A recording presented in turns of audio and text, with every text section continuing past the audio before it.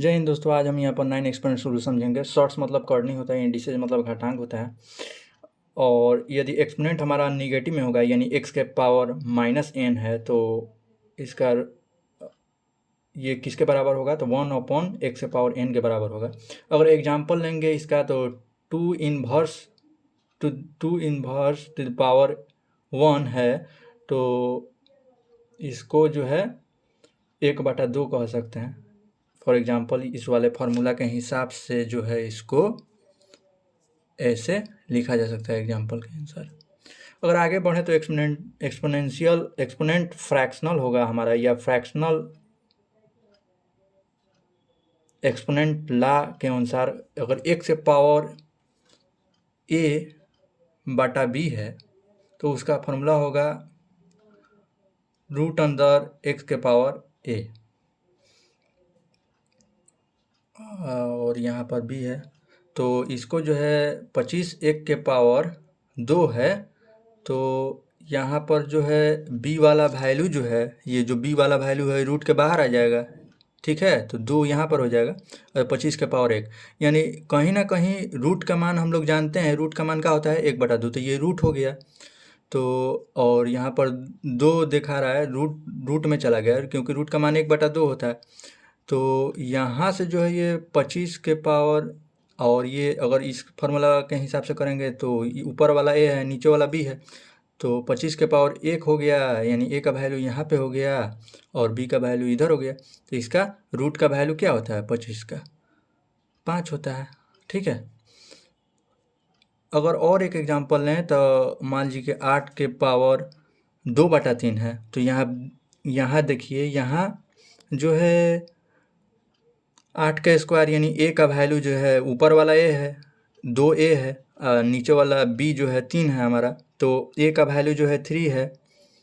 a का value जो है a का वैल्यू 2 है तो वो अंदर रूट में चला गया फार्मूला के हिसाब से, ठीक है। x के पावर a है तो अंदर रूट में चला गया, 8 के स्क्वायर हो गया, और b का वैल्यू जो है 3 जो है हमारा रूट के बाहर आ गया। तो ये कहीं ना कहीं क्यूब को दर्शा रहा है।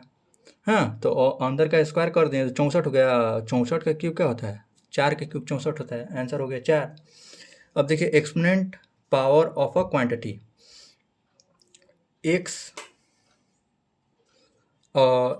x से बाई y के होल के पावर m है तो x के पावर m होगा, एक बार y के पावर m हो जाएगा, यानी 5/4 के होल क्यूब है तो 5 क्यूब हो जाएगा या खाली 4 क्यूब हो जाएगा।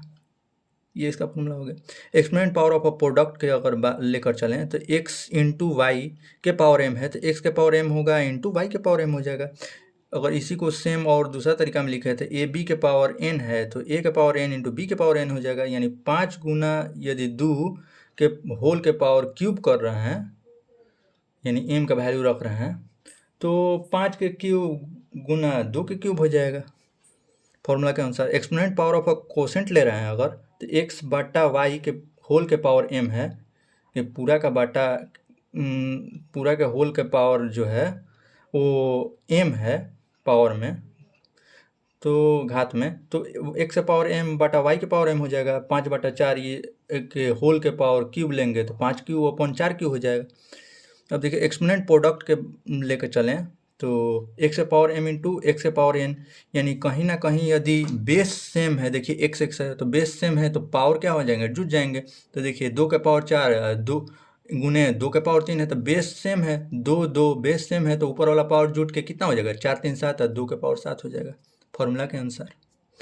अब देखिए एक्सपोनेंट कोसेंट लेंगे तो x के पावर m इंटू एक्स के पावर बटा x के पावर n है तो x के पावर m माइनस n हो जाएगा, यानी 7 के पावर 6 है बटा में 7 का स्क्वायर है तो 60 के पावर 4 हो जाएगा, क्योंकि घट जाएगा ये वाला फॉर्मूला के हिसाब से 6 में से 2, क्योंकि बेस इसका क्या है? सेम है, और बेस सेम होता है तो डिवाइड वाले में घट जाता है और मल्टीप्लाई वाले में जुट जाता है पावर, ठीक है। एक्सपोनेंट पावर अगर चलेंगे तो x के पावर m के होल के पावर n है तो x के पावर m इंटू n हो जाएगा, यानी एग्जाम्पल अगर लेके चले तो 3 के स्क्वायर के होल के पावर 3 है तो 2 तिहाई 6 हो जाएगा यहाँ से, तो 3 के पावर 6 हो जाएगा, 3 के पावर 6 729 होता है।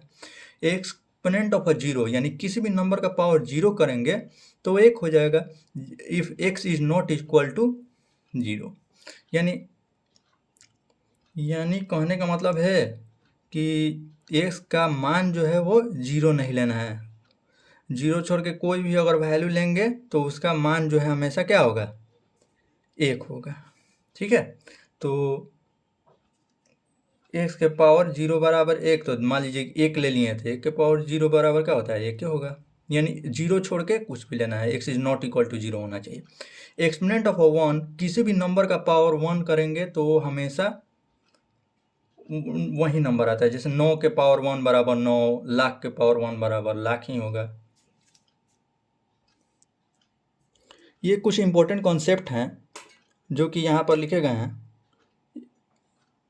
पूरा नियम के अनुसार। इसको आप लोग स्क्रीनशॉट ले लीजिएगा, ठीक है, ये आपको काम करेगा।